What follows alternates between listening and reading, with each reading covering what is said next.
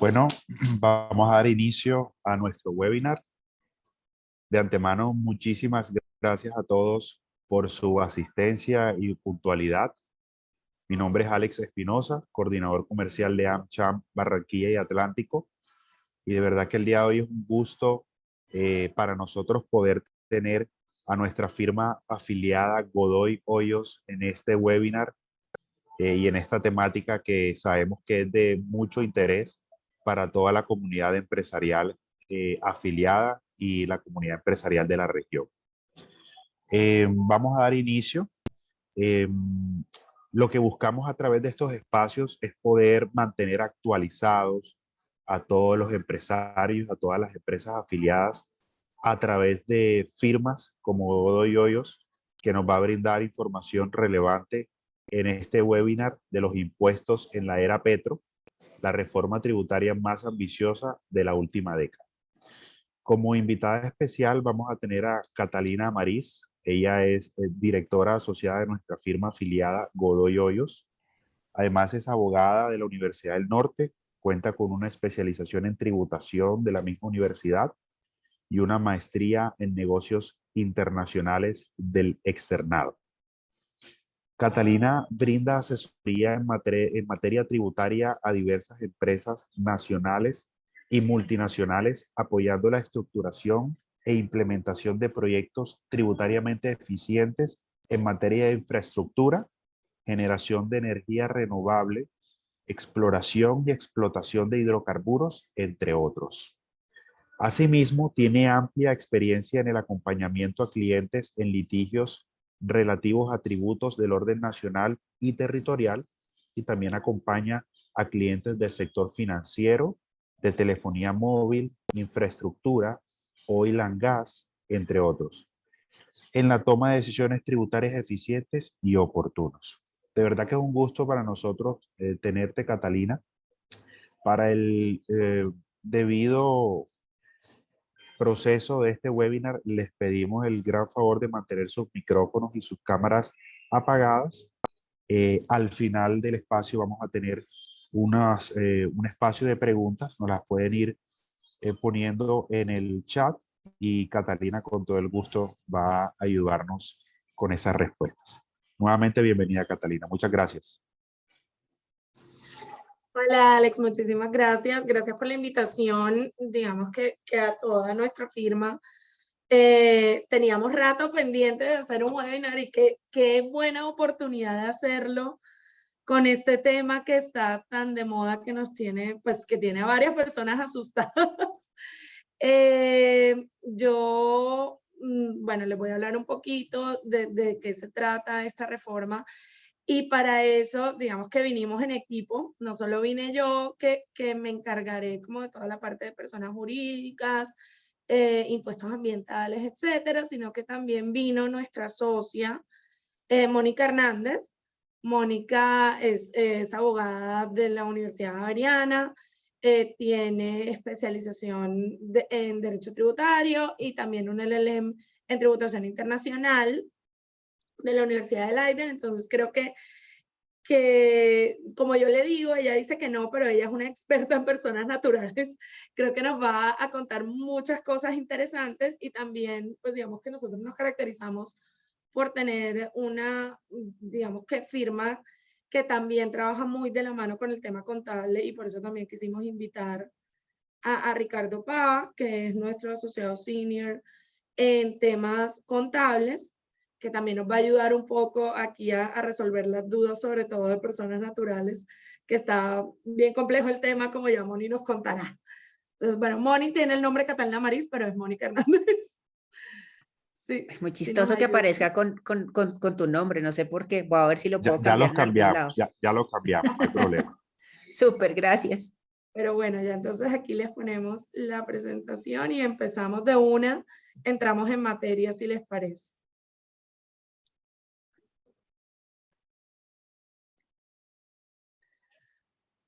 Bueno, yo creo que aquí un poco lo que les contábamos, esta es la reforma más ambiciosa de la última década, busca recaudar tan solo en el primer año 25 billones de pesos. pues digamos que tiene muchos cambios en varios aspectos, digamos los normales que le pegan a las personas naturales, a personas jurídicas, también tienen pocos cambios en materia de IVA, la creación de un impuesto permanente al patrimonio y creación de nuevos impuestos a los que no estamos tan acostumbrados. Entonces vamos a tocar un poquito de cada tema. Vamos a empezar con Moni, con Moni y Ricardo con el tema de personas naturales.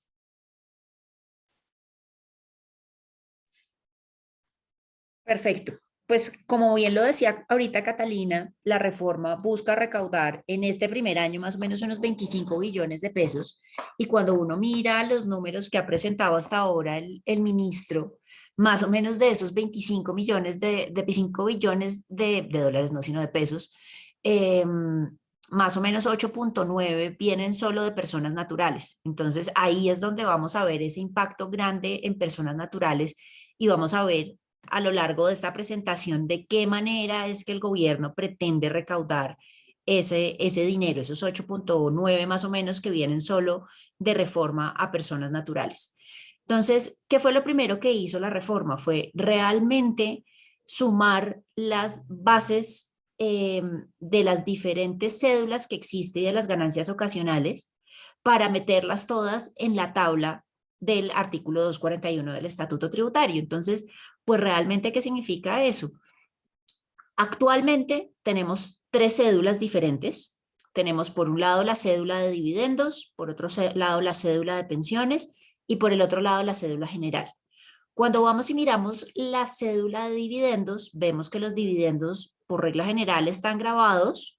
Finalmente, la legislación sigue hablando de dividendos grabados, no grabados. Ahora vamos a ver cómo funcionan en dividendos específicamente. Pero lo cierto es que tenían una tablita aparte en donde uno calculaba la tarifa del impuesto sobre la renta en dividendos de manera separada. Entonces uno tenía por allá sus dividendos y les calculaba su impuesto. Y esa tarifa nunca, en principio, excedía del 10%, salvo que no se hubiera pagado el impuesto a nivel corporativo, pero bueno, digamos que eso es un tema de, si no se pagó a nivel corporativo, se paga al nivel de la persona natural lo que no se pagó allá abajo, y entonces tenía que pagar el 35% recapturando eso que se había dejado de pagar abajo. Pero lo cierto es que yo me iba al 10. Yo tenía en dividendos propiamente dichos máximo el 10 y yo calculaba mi impuesto allá. Por el otro lado, me iba a mis ganancias ocasionales. Entonces, tenía mis ganancias ocasionales y yo sabía que esas iban al 10%. Las utilidades que se generaran por ganancias ocasionales iban al 10%. Por el otro lado, tenía yo mi cédula general. Y entonces, en mi cédula general, yo liquidaba lo que eran rentas de trabajo, rentas no laborales y rentas de capital. Las sumaba, las depuraba y las metía, esas sí, en la tabla del artículo 241. Y esa pues tiene ya vamos a ver más adelante, una tarifa progresiva y marginal, pero también yo calculaba mi impuesto separado por ahí. Y tenía la cédula de pensiones, y la cédula de pensiones también lo que yo hacía era que calculaba mis pensiones, pero además realmente el 100% de las pensiones terminaban siendo exentas porque yo tenía un tope mensual de 38 millones de pesos exentos en pensiones, pero lo calculaba ahí, me quedaba, digamos, exento y paré de contar. Yo hacía cada una, le determinaba su base gravable a cada una y cada una tenía, entre comillas, su tablita de impuestos sobre la renta o de ganancia ocasional. Ahora lo que me están haciendo es que me dicen, siga calculando esas canasticas, sus bases gravables de manera independiente, pero después cuando usted llega a su resultado, que es su base gravable, su renta líquida o su ganancia ocasional, súmelas, arme una sola base al final del día para meterla en la tarifa del 241. Entonces, eso termina generando un impacto supremamente grande porque ya no tengo como esas diferentes canasticas en donde yo podía ir liquidando el impuesto de manera segmentada y aprovechando las rentas exentas específicas de cada uno, sino que me juntan todo al final del día. A pesar de que yo sigo teniendo mis canasticas, los resultados de las canasticas los tengo que sumar al final y meter en esta gran tabla que va del 0 al 39%. Entonces, esto es lo primero que está haciendo la reforma, que es supremamente grande y que tiene un gran impacto, como ya vamos a ver más adelante en números. Lo siguiente que hace la reforma es modificar el tope de la renta exenta laboral. Entonces, hoy en día los trabajadores, simplemente por ser trabajadores, tenemos una renta exenta que se calcula, ya vamos a ver en dónde, pero tenía un tope máximo, era el 25% de una base específica, con un tope máximo de 240 VTs mensuales, que esos eran 9.120.960 pesos, pero si uno lo calcula anual, pues eso me daba que máximo yo por esta renta exenta podía llegar a tener 109.451.520 de renta exenta. Esa renta exenta se limita drásticamente y ya no tenemos ese tope mensual de 240 VTs, sino que tenemos una limitación anual de 790 VTs. Entonces, fíjense que estamos pasando de una limitación anual de 2.880 VTs, es decir, de 109 millones, a una limitación de renta exenta laboral de 790 VTs, que son 30 millones al año. Entonces, estamos teniendo una reducción de prácticamente 70 millones de pesos en esa renta exenta sobre la que ahora sí se va a pagar impuesto.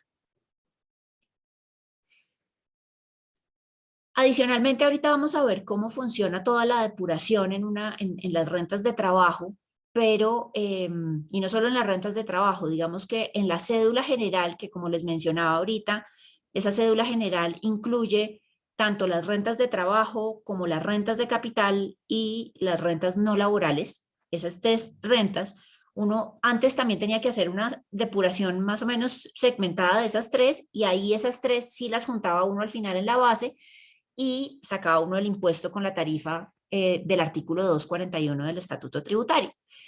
Sin embargo, ahí yo siempre digo que ahora cuando expliquemos un poco más la depuración, pues uno tenía unos beneficios, uno podía restar en esa depuración unas rentas exentas y unas deducciones especiales. Y yo siempre digo que eso es como cuando uno va a hacer mercado con un hijo. Entonces uno va echándole cosas al carro y el hijo echa y echa y echa. Hay un momento en que el carrito se llena y que después puede que el beneficio exista, uno puede tratar de meter al carrito del mercado, pero hay un momento en que el carrito se llena y todo lo que entre por encima de eso, pues se sale del carrito y no va a llegar a la casa. No sirvió absolutamente de nada que el niñito estuviera tratando de meter esas cosas de mercado al carrito del mercado. Entonces, ese carrito del mercado son esas rentas exentas y deducciones, como todos esos beneficios que uno en la depuración de la renta podía meterle, y pues eso tiene un tope. ¿Hasta dónde tenía yo de beneficios que me van a disminuir mi base gravable y por consiguiente mi impuesto a pagar? Entonces yo tenía un carrito que tenía un límite de 5.040 VTs anuales, que esos eran más o menos 190 millones, 191 millones, y me limitaron ahora esos beneficios, ese carrito lo volvieron más chiquito, estábamos de un carrito de mercado de esos grandotes a uno de esos que son panditos chiquitos, pasó a 1.210 VTs, es decir, lo máximo que voy a tener ahí son 3.800.000 pesos mensuales de beneficios tributarios. Realmente ahí hay otra reducción muy grande. Pasa, Cata, porfa, a la siguiente diapositiva. Cuando yo les hablo de esa tarifa del artículo 241, me estoy refiriendo específicamente a esta tabla. Entonces, fíjense que es una tarifa marginal y progresiva en la medida en que cuando yo voy mirando mi base gravable, esto no es mis ingresos, sino ya mis ingresos con todo lo que yo le puedo restar. Ahorita vamos a ver qué le puedo restar. Pero lo cierto es que yo tengo en esta tablita tengo unos ingresos que sí o sí, unos ingresos no sino una base gravable hasta 1.090 VTs, que esos son más o menos unos mal contados 40 millones de pesos, grabados siempre al 0%. Entonces ahí van al cero. Los siguientes, es decir, ya de 40 millones, que son los 1.000 VTs, a 1.700 VTs, ya ese pedacito se me queda grabado al 19%. Después de 1.700 o 4.100 al 28. Así es como va funcionando esta tablita. Y esto es importante que lo entiendan para los ejemplos que les vamos a mostrar ahorita y cómo esto que les hemos explicado hasta ahora pues impacta finalmente en una mayor tributación. Cuando uno mira la depuración, específicamente en rentas de trabajo, que es probablemente lo más común, pues uno mira que uno tiene que sumar la totalidad de los ingresos. Ahí no entra solo lo que le pagan a uno efectivamente, sino entran temas normalmente en temas laborales, entra que si le pagaron a uno el celular y realmente no es una herramienta de trabajo, pues es un pago que me está beneficiando a mí, que se le hace a un tercero, y eso también te entraría como ingreso. Es decir, los ingresos no son solo lo que uno percibe como que le entró a la cuenta, que esos serían pagos directos al trabajador, sino hay otros que se llaman pagos indirectos, y son todos aquellos pagos que hace el empleador a terceras personas, pero en beneficio del trabajador y su familia. Entonces, en la depuración general uno mete ahí esos ingresos que son todos esos pagos directos e indirectos, a eso le resta uno los ingresos no constitutivos de renta, estos digamos que son como los que están mencionados ahí, son los generales, ahí me da eso un subtotal, y a ese subtotal es al que yo le puedo quitar, le puedo seguir restando el carrito de mercado que yo les mencionaba ahorita, y ese carrito de mercado, ahí es donde les estamos diciendo, fíjense todo lo que uno puede meter en ese carrito de mercado. Entonces uno podía meter la deducción por dependientes, los pagos de prepagada, los intereses de vivienda, intereses del ICETEX, la deducción si uno pagaba GMF por las transacciones bancarias, en rentas exentas todo lo que hace uno aportes a AFC, a pensiones voluntarias. Ahí uno está viendo, pero nada de eso me lo están modificando. Todas esas deducciones y esas rentas exentas existen. La única que me están modificando es la renta exenta del 25%. Entonces, pues, uno podría pensar, yo puedo seguir haciendo mis aportes a pensiones voluntarias igualito y me va a seguir sirviendo igual, porque eso sigue, lo puedo seguir metiendo en el carrito. Claro, pero es que lo que pasa es que me están limitando el carrito, me lo volvieron más pequeñito. Entonces, fíjense que estoy pasando de un carrito al que yo le podía meter hasta 191 millones, que podía ser máximo el 40% de ese subtotal que está ahí en la diapositiva. Y esos 191 ahora me lo están limitando a 45 millones de pesos al año.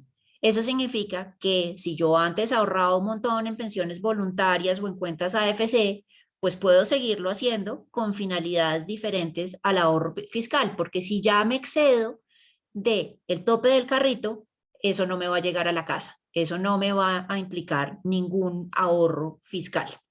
Entonces, los cambios grandes acá están en el límite, el tamaño del carrito, que es estas deducciones y rentas exentas, me los limitaron a 45 millones de pesos. Y la renta exenta, en donde yo simplemente por ser trabajador tenía derecho a esa renta exenta que se calcula allá al final de la depuración, me la limitaron, pasamos de que podía ser máximo 109 millones, ya nunca va a poder ser más de 30 millones de pesos. Entonces, ¿qué significa esto? Que alguien que se pudiera ir al tope máximo, solo en deducciones y rentas exentas, ya digamos que va a tener una base gravable superior de 150 millones de pesos. Ese es el impacto ahí. Pasemos, Cata, a la siguiente. Entonces, si vemos el impacto simplemente de la renta exenta laboral del 25%, imaginémonos este caso. Tenemos un empleado que gana 15 millones de pesos mensuales y tiene un hijo y a él lo mete, por él se toma la deducción de dependientes en la declaración de renta. Hoy en día esa persona que gana 15 millones de pesos tiene al final del día un salario anual de 180 millones de pesos, tiene que restar los ingresos no constitutivos que son todos los aportes a seguridad social, ahí estamos hablando de 16 millones de pesos al año. Eso significa que el subtotal, que son esos ingresos netos, son 163 millones. Y ya sabemos que el tope, tenemos un tope del 40%.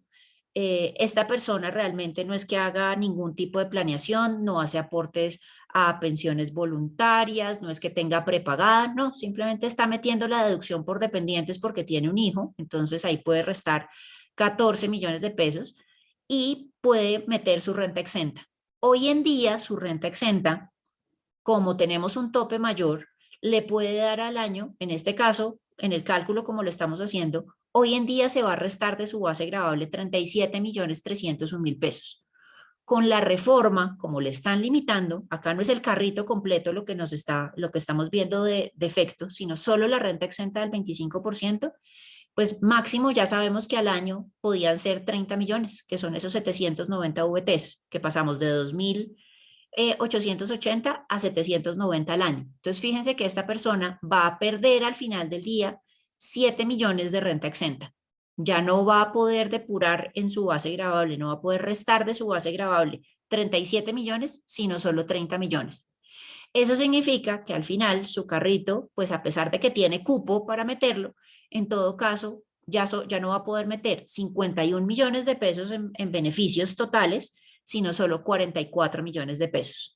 Eso al final del día tiene un impacto en la base gravable, que antes tenía una base gravable de 111 millones y ahora con la reforma tendría una base gravable de 119 millones. El impuesto al año en esta persona se va a aumentar de 17 millones 600 a 19 millones 689. Es decir, son prácticamente 2 millones de pesos más que va a pagar con la reforma simplemente por la limitación en la renta exenta del 25%. Es decir, que su tasa efectiva de tributación va a subir del 9,81% al 10,94%.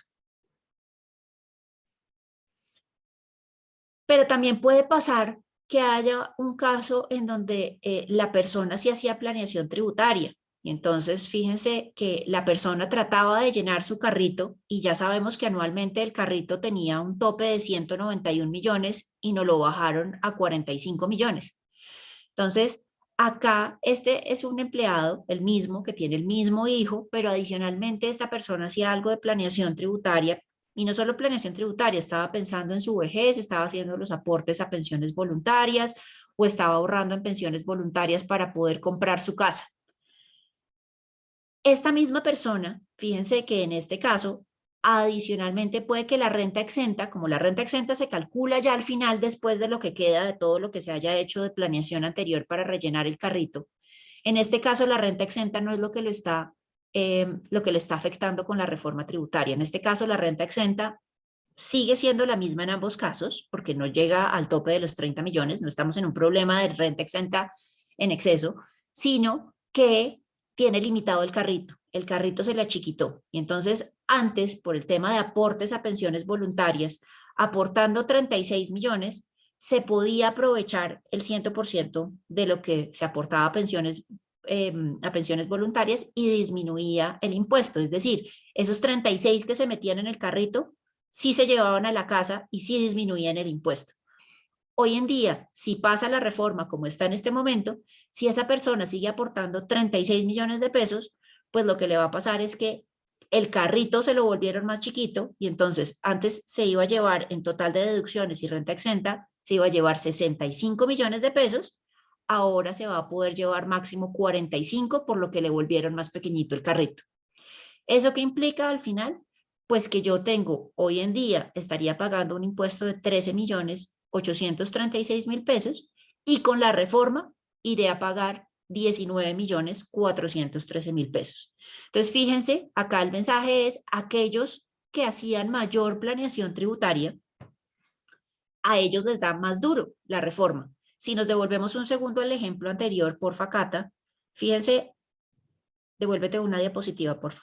Acá en esta, la persona que ganaba exactamente lo mismo, ganaba exactamente lo mismo que en el segundo ejemplo. La única diferencia es que esta persona no hacía nada de planeación, no ahorraba para su casa o para su vejez y eso tenía un impacto positivo en su impuesto. Fíjense que esta persona está aumentando su impuesto solo en 2 millones de pesos. En cambio, pasa a la siguiente, Cata, porfa. Siendo la misma persona con los mismos ingresos, esta persona que ahorraba para su casa y para su vejez, y en esa medida veía también disminuidos sus impuestos con base en esos ahorros, pues está viendo aumentado su impuesto no en 2 millones, sino casi en 6 millones de pesos. Entonces, hay un impacto muchísimo más grande para aquellos que vienen realizando planeación porque su carrito de beneficios tributarios al final del día se volvió más chiquito. Entonces, pues van a ver en su bolsillo un impacto mucho mayor que si no hacían nada de planeación tributaria. Pasa a la siguiente, Cata, porfis. En los pensionados también hay una reducción sustancial. Fíjense que en los pensionados nosotros tenemos un régimen que es, digamos, exótico a nivel internacional. ¿Y por qué les digo que exótico? A nivel internacional las pensiones se graban ya sea en la entrada o en la salida. ¿Y a qué me refiero con entrada y salida? se graban ya sea en el momento en que se hacen los aportes a pensiones o se graban en el momento en el que se recibe la pensión, que sería la salida.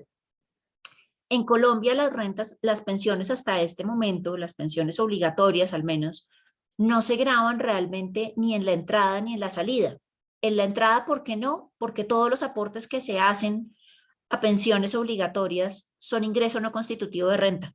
Entonces, a pesar de que a uno le descuentan de su salario y que el salario en teoría sería ingreso, pues igual uno hace ese aporte a pensiones obligatorias, se lo descuentan y es ingreso no constitutivo. Es decir, a pesar de que la plata sigue siendo de uno, en todo caso, uno no paga sobre eso nada de impuestos. Es decir, se resta en el momento de la entrada y no pago impuestos sobre eso. Y el aporte que hace el empleador por obligación legal tampoco entra a hacer parte de esa base gravable de impuestos y por consiguiente tampoco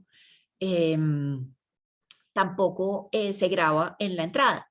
Y en la salida, como está hoy en día, es que hay una limitación supremamente alta a las pensiones. Entonces, hay las pensiones están exentas hoy en día hasta 1000 VTs. Entonces, fíjense, yo les decía, no nos metemos en esa tabla que les mostré del 241, sino que tenían su tablita aparte. Y entonces yo en la cédula de pensiones me decía, está exento hasta 1000 VTs. Entonces era una exención supremamente alta porque eso es una pensión de 38 millones de pesos mensual.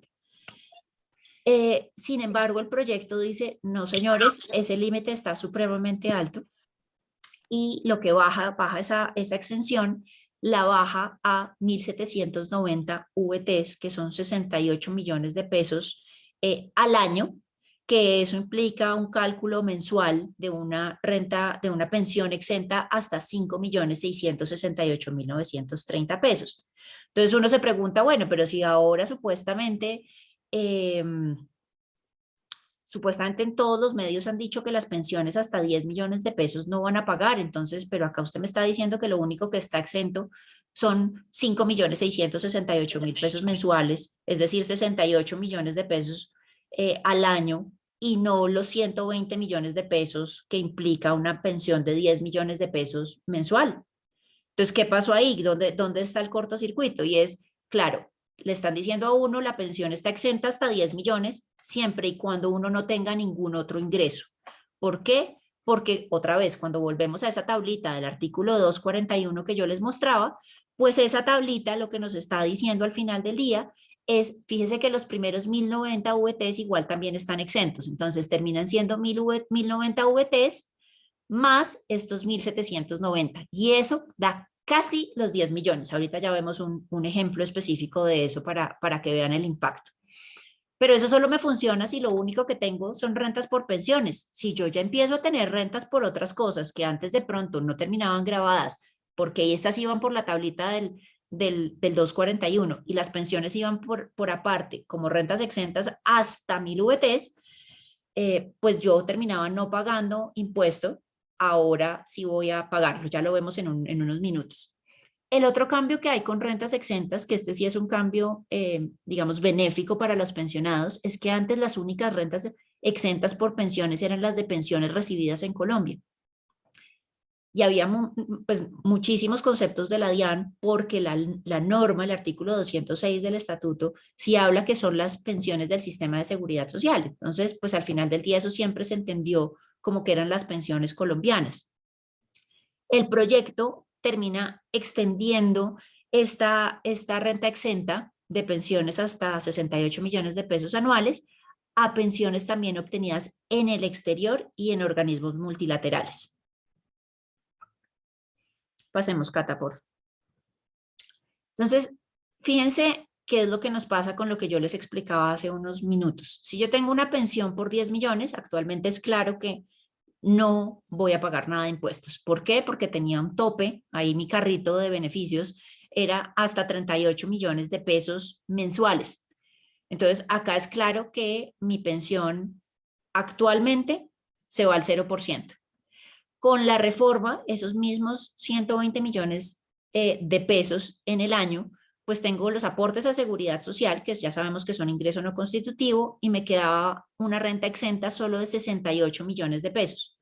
claro, cuando yo meto, hasta ahí me queda una base gravable de 47 millones de pesos, que en principio pues es base gravable, pero cuando lo meto en la tablita del artículo 241, los primeros 1090 VTs, que son como 40 millones, no tienen ningún gravamen. Después, el millón de pesos que me queda, finalmente los 7 millones que me quedan, esos sí terminan grabados a la tarifa del 19%, y de ahí me sale mi impuesto de 1.092.000 pesos. Entonces, una pensión de 10 millones, si solo tengo pensiones, incluso todavía con las tablas como están, dan que va a pagar un poquitico de impuesto, 1 millón de pesos al año de impuesto. Pero si yo ya empiezo a tener otras rentas, no solo mi pensión por 10 millones de pesos, sino que resulta que tuve que vender un inmueble. Yo tenía un inmueble, tenía una oficina, y entonces la pensión por alguna razón no me da, y entonces tengo que vender esa oficina, o ya simplemente quiero tener la liquidez de ese dinero. Y entonces tengo mi pensión de los 10 millones, pero además vendí un inmueble. Actualmente, como les mencionaba, entonces yo tenía mi pensión completamente exenta, yo no iba a pagar sobre eso, y el impuesto de ganancia ocasional por la venta del inmueble era del 10%, o es hoy en día del 10% sobre la utilidad que se genera en el inmueble. Entonces, fíjense que en mi pensión, que es lo que me dice acá, pensión de 120 millones, menos aportes a seguridad social de 4.800, me queda una renta exenta de 115 millones de pesos, es decir, la base gravable de pensión es cero, yo no voy a pagar sobre las pensiones. ¿Y qué me pasa hoy en día con la venta del inmueble? Pues tengo un ingreso de 200, asumamos que el inmueble lo compré por 100 o el predial está por 100, eso significa que ingreso menos costo, 200 menos 100, me da una utilidad o una ganancia ocasional de otros 100 millones que está gravada al 10%. ¿Eso qué significa? Que base gravable de 100 millones ahí por la ganancia ocasional multiplicado por la tarifa del 10% me da 10 millones, ¿correcto? Eso era lo que yo pagaba si yo era un pensionado ganándome 10 millones que vendió un inmueble. Con la reforma, ¿qué me pasa? Ya sabemos que con la reforma solo el tema de la pensión va a pagar 1.092.000 si la miramos de manera aislada, pero adicionalmente, como tengo que sumar las bases gravables, entonces sumo la base gravable de la pensión, que ahora ya no es cero, sino son 47 millones, y adicionalmente sumo los 100 millones de la utilidad de la ganancia ocasional. Y entonces claramente ya no estoy en el primer escaño de la tarifa del 241 que va al 0% hasta 1090 VTs, sino que ya me paso al siguiente. Y eso hace finalmente que, como es una tarifa marginal y progresiva, y la primera, si se acuerdan, el primer escaño era el 0, pero el siguiente escaño ya iba al 19%. Entonces ahí ya no sé si, como esto es un revuelto al final del día, yo sumé ambas bases gravables, pues, ¿qué terminó grabado? O la ganancia ocasional o la pensión. En todo caso, es irrelevante a cuál de los dos tipos de ingreso le estoy atribuyendo el impuesto, pero al meter los dos en conjunto en la tabla del 241, pues lo que termina generando finalmente es que yo ya no pague 10 millones como pagaba hoy en día, sino pago 27.526.000 pesos. Es decir, paso de una tasa efectiva de tributación del 3.13% a una tasa efectiva de tributación del 8.60%. Entonces, ahí fíjense que en todo eso es donde pues finalmente estamos viendo el impacto de la reforma. En el tema de ingresos también hay una modificación. Yo les decía cuando les estaba explicando la depuración de las rentas de trabajo que los ingresos no eran solo aquello que el empleador me paga directamente a mí, sino todo lo que el empleador paga a terceras personas en beneficio mío y en beneficio de mi familia. Esa definición de pagos indirectos se extendió al final del día hoy a todo. ¿Y por qué me refiero a todo? A todos los tipos de renta. ¿Por qué? Porque el gobierno ha manifestado a través del director de la DIAN, a través del director, del ministro de Hacienda, que en todos los casos pues han entendido como que se ha generalizado un cierto abuso. Entonces muchas veces las empresas pagan respecto de sus socios los gastos del club, la empleada del servicio, cosas que a veces no tienen ni siquiera relación de causalidad con la actividad productora de renta de la compañía, sino son gastos que realmente benefician al socio de la compañía. Entonces, realmente se incluyó una definición que tiene la misma lógica de esos pagos indirectos, que ahora se llama ingresos en especie, y se amplió a cualquier tipo de renta. Entonces dice que se consideran pagos en especie y deben reportarse a favor del beneficiario como un ingreso a valor de mercado, que todos los pagos a terceros diferentes del contribuyente por bienes o servicios.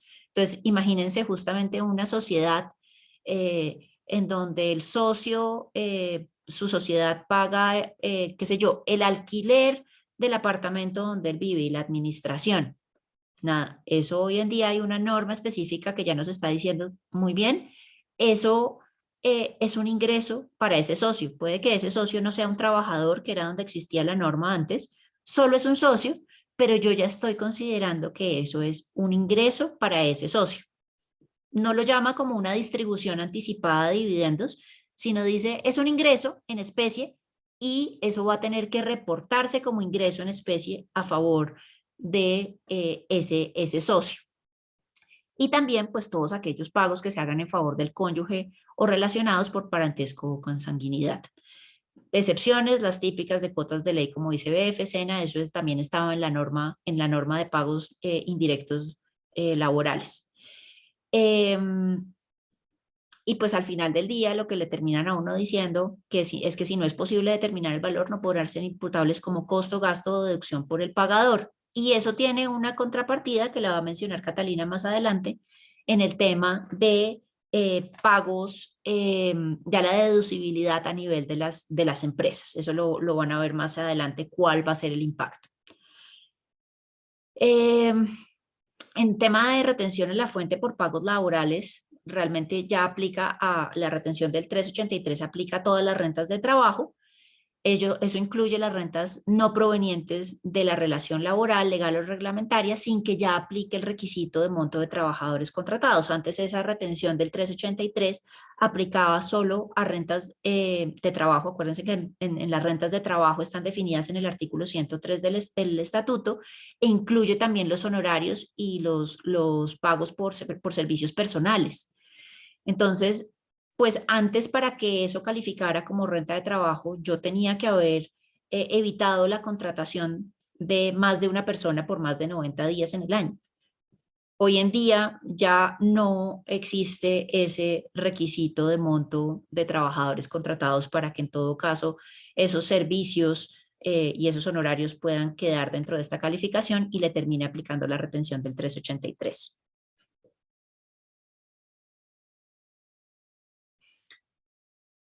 En este punto, ya no con rentas laborales ni nada, sino simplemente con las rentas no laborales. Lo cierto es que en esa cédula general, donde se incluyen esas rentas no laborales,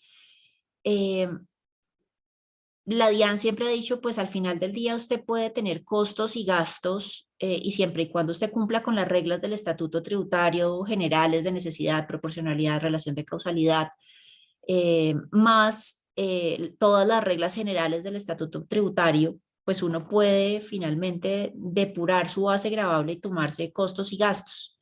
Sin embargo, ahora se hace una estimación y entonces la ley prevé que una persona natural en sus costos y gastos de esta cédula general no pueden exceder en principio, o más bien estima que nunca exceden del 60% de los ingresos brutos. No significa que haya una prohibición y que el estatuto ahora, si pasa la reforma, vaya a decir, si usted tuvo costos y gastos en la cédula general por el 70%, no se los va a poder llevar. Sí, sí se los puede llevar, cumpliendo con los requisitos generales del estatuto tributario, con todas las reglas generales, pero cuando usted exceda ese tope del 60% de los ingresos brutos en costos y gastos, usted va a tener que llenar una casillita en la declaración de renta en donde tiene que informarle a la DIAN que se está excediendo. El formulario lo había podido hacer y podían haber hecho una alerta automática del sistema, pero lo que se dice es que es el contribuyente el obligado a reportar que se está excediendo de ese 60% de los ingresos brutos. Probablemente eso que va a hacer, pues que ya haya más fiscalización sobre ese tipo de contribuyentes. Si además yo no reporto eso en la declaración de renta, me pueden meter la sanción de no enviar información o enviarla con errores del artículo 651 del Estatuto Tributario. Pasa a la siguiente, Cata, porfa. Cuando uno mira entonces el impacto ya en números general, nosotros hicimos este cuadro de cuánto tiene el impacto. Y como les decía, es diferente si uno venía haciendo planeación, que son los números de arriba, o si uno no hacía planeación, son los números de abajo. Pues esto sí tiene un impacto grande, pero fíjense que a los que más duro les da realmente es a los de la mitad, ¿sí? A los del sándwich, a los que están como entre 15 y 50 millones. De ahí en adelante, cuando ya es gente muy multimillonaria, que recibe unos ingresos mensuales muy altos, pues a ellos ya venían con sus topes, con sus limitaciones, sí van a aumentar, pero van a aumentar solo respecto al final del día, respecto de esos 150 millones de pesos que yo les decía que se había disminuido el tamaño del carrito. De resto, pues ellos ya tenían ese tope y venían pagando impuestos sobre eso, la tarifa no se está modificando. Entonces ellos máximo, hay un momento en donde el aumento para, digamos, entre con reforma o sin reforma, porque lo que se está limitando es el carrito y ese carrito realmente lo utilizaba era esa gente o lo utiliza esa gente que está entre los 10 y los 50, 60 millones de pesos. De ahí en adelante el impacto se da ya no tanto, es el impacto, el impuesto de esos 150 millones de disminución del carrito, pero de ahí en adelante la reforma no está generando un impacto, al menos en lo que tiene que ver con rentas de trabajo. Esto lo dejamos en la presentación para que ustedes lo miren con más detalle si quieren analizarlo y ahí están los números en los diferentes niveles de ingreso. Pasemos, Cata. Si ustedes lo miran en gráfica, entonces, pues efectivamente hay un impuesto, pero en donde más duro está dando es en la tasa, en la parte, miren la diferencia en los que tienen planeación, que son la verde contra la azul. Ahí la diferencia es brutal, se va a aumentar muchísimo con reforma a la tributación, pero fíjense que la parte gruesa es estos que están entre los 15 y los 30 millones. A esos es a los que más les va a impactar, mientras que los que son sin planeación, pues es la roja contra la amarilla, sí les impacta, pero les impacta menos que aquellos que venían con planeación, como les venía explicando. Pasemos a la siguiente, Cata, porfa. En materia de dividendos, pues también termina viendo, como les alcancé a mencionar al principio, hay unas modificaciones súper grandes y va a haber un impacto económico muy, muy, muy grande. Hoy en día, lo que son dividendos no grabados, se graban hasta 0% los primeros VTs y de ahí en adelante al 10% si son dividendos no grabados. Esto es, digamos, lo que nosotros siempre hemos llamado el impuesto a los dividendos, pero eso finalmente es impuesto sobre la renta. Hoy en día está entre el 0 y el 10 y va a pasar a estar entre el 0 y el 39 dependiendo de esos dividendos cuánto aumenten y cómo quede uno dentro de esa tablita del artículo 241 que yo les mencionaba, pero esa tabla va entre el 0 y el 39%. Entonces, pues sí puede haber un impacto muy grande porque si es una persona que recibe muchos dividendos y que además ya tenía un salario grande, pues todo se le va a ir al 39%. En dividendos grabados, hoy en día es lo que no pagó la sociedad, se recaptura a nivel del accionista. Entonces, el 35 que no pagó la sociedad, por ejemplo, por una renta exenta, pues lo paga el accionista al 35 y al resultado de haber restado del dividendo ese 35% le aplico ese impuesto de los dividendos que es del 0 o el 10. Con el proyecto de reforma, pues esa recaptura del impuesto a nivel del accionista se mantiene, pero el impuesto al dividendo pues sigue siendo entre el 0 y el 39 con esta reforma. ¿Eso qué hace? Y esto es una de las críticas grandes y que el ministro de Hacienda ha estado mencionando. Ayer salió justamente a decir que pues va a analizar en más detalle el tema, porque es que ya cuando uno mira, pues habrá accionistas que tienen una acción pero en Colombia muchas de las empresas son empresas familiares. Entonces, pues uno no puede mirar aisladamente el impacto de los dividendos por un lado y por el otro lado el impacto de la empresa, porque es que es una familia, una persona natural que decidió hacer un emprendimiento, hacer una sociedad en donde las sociedades han generado muchos beneficios en nuestra sociedad moderna, porque uno limita la responsabilidad, no le van a quitar a uno la casa que está en cabeza de uno, sino que uno tiene una sociedad que hace una actividad económica, que genera empleo y demás.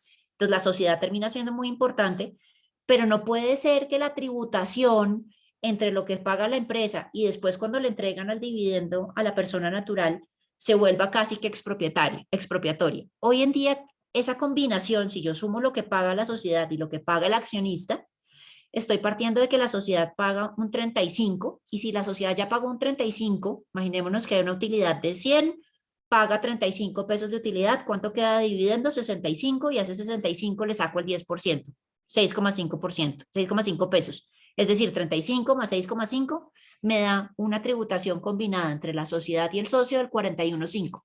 Es decir, mi socio Estado se está quedando con el 41,5% de la utilidad sin haber contado todos los otros impuestos que pagué. Esto es solo renta, el impacto renta. Se quedó con el 41,5% de la utilidad de ese negocio que yo desarrollé a través de la compañía. Pero resulta que con la reforma ya no es como está, no es 35 más 10, sino 35 más, dependiendo de lo que reciba de ingresos esta persona, pues puede ser que sí, le vaya bien y entonces resulta que no hay dividendos, entonces le queda al 0 o le queda al 19%, puede que vaya subiendo, pero si recibe, es un negocio exitoso, pues lo que termina pasando es que como termina siendo el 39% el gravamen máximo a nivel de la persona natural por los dividendos, pues puedo llegar a tener una tarifa combinada entre la sociedad y el socio del 60,35%. Es decir, mi socio Estado se está quedando con el 60,35% de las utilidades del negocio vía impuesto sobre la renta. Entonces, esto sí probablemente genere un desincentivo en la inversión y, o más bien, buscar mecanismos para que las personas no reciban dividendos si son accionistas, sino terminen prefiriendo pagarse salarios más altos. Lo que pasa es que eso implica de alguna manera descapitalizar la sociedad y sacarle la plata de una manera diferente. Pero entonces ahí empieza uno a mirar que puede haber incentivos perversos para la economía.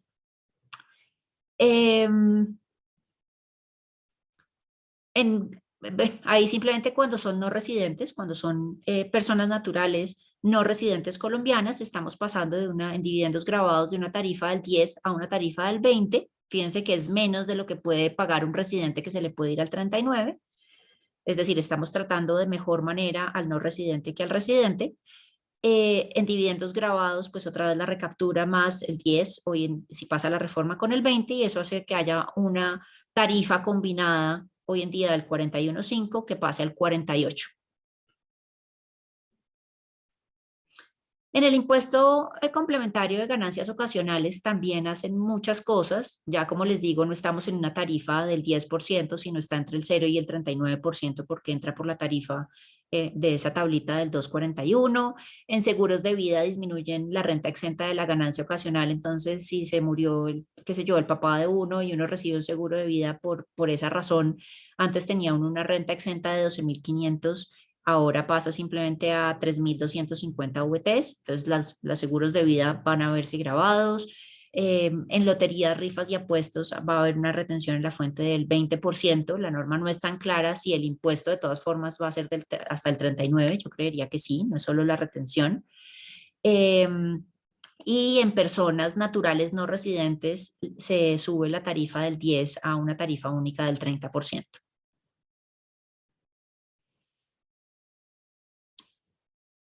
En ganancias ocasionales exentas de herencias y legados se disminuyen muchos topes. Entonces, por ejemplo, había una renta exenta, una ganancia ocasional exenta en temas de bienes inmuebles diferentes a la vivienda. Entonces se baja. También se bajan, quedan las primeras 3,250 VTs del valor de las asignaciones que correspondan por porción conyugal, herencia o legado. Ahí también se baja. En todos esos, finalmente, hay una disminución sustancial del tope para ganancia ocasional en todos los casos. En el único que hay aumento es en el valor de un inmueble de vivienda de habitación. Entonces, fíjense que jugaron muchísimo, fue con base gravable. En la utilidad en la venta de casa o apartamento, son exentas simplemente las primeras 3.000 VTs de utilidad de la casa de habitación, y eliminaron los requisitos que estaban ahí.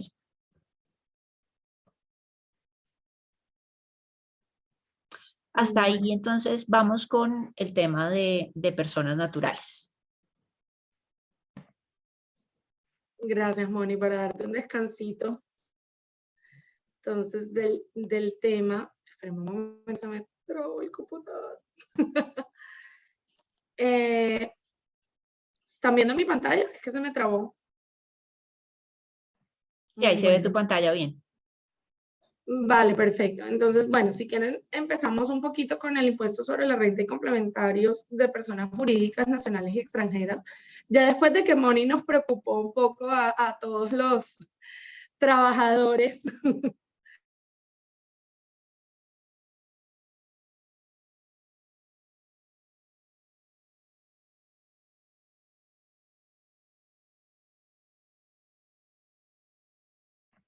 Lado es que se mantuvo la tarifa. Yo te dejé de oír un rato, no sé si le pasó lo mismo a los demás. Sí, sí pasó. Yo creo que vuelve a empezar Cata con la de personaje. Vale, perfecto. No sé por qué se me trabó el computador, pero bueno. Entonces, no, digamos que lo que les decía un poco es que así como Moni preocupó a los trabajadores, ahora yo preocuparé un poco a los empresarios, contándole los cambios que hubo en temas de personas jurídicas. Un primer, digamos, buen cambio o al revés, una buena noticia es que la tarifa del impuesto sobre la renta en sí misma para la persona jurídica no aumentó, se mantuvo la tarifa al 35%. Lo único que hubo en cambio de tarifa es que, si recuerdan, se había creado una sobretasa que en teoría era temporal de 3 puntos para las instituciones financieras. Se propuso en este caso mantener esa sobretasa de instituciones financieras en forma permanente y se eliminó la destinación especial que tenía esa sobretasa que estaba prevista para financiación de carreteras y vías terciarias. A nivel de tarifas especiales, digamos que lo que propone la reforma es un poco eliminar todas las tarifas especiales, las rentas exentas. Dentro de las tarifas especiales que se eliminarían está, bueno, la del 9% para servicios hoteleros, parques temáticos y centros asistenciales, que estaba prevista si se creaban nuevos hoteles, se hacían remodelaciones en hoteles existentes. También el 9% de tarifa para renta por empresas editoriales, una tarifa especial también para rendimientos de la reserva de estabilización. También, si ustedes recuerdan la progresividad de la ley 1429, que en últimas tenían unas tarifas que en el momento de creación fueron súper preferentes, ya estaban en el 9%, también esa eliminación de la tarifa preferencial del 9% se elimina, al igual que los beneficios de media inversiones que incluían una tarifa preferencial del 27%, así como las normas que preveían que quienes accedieran a media inversiones tendrían contratos de estabilidad respecto de esa tarifa. Por último, también se eliminó la tarifa del 2% que se había creado justo el año pasado para las empresas que prestaran servicios de transporte marítimo internacional en naves con registro colombiano. Esa, pues digamos que no va a vivir mucho porque en últimas ya la van a eliminar a través de los derogatorios. Aquí les dejamos como una notica de que respecto de estas aplica el régimen de transición. Ya ahorita les contamos en sí cómo funciona este régimen de transición.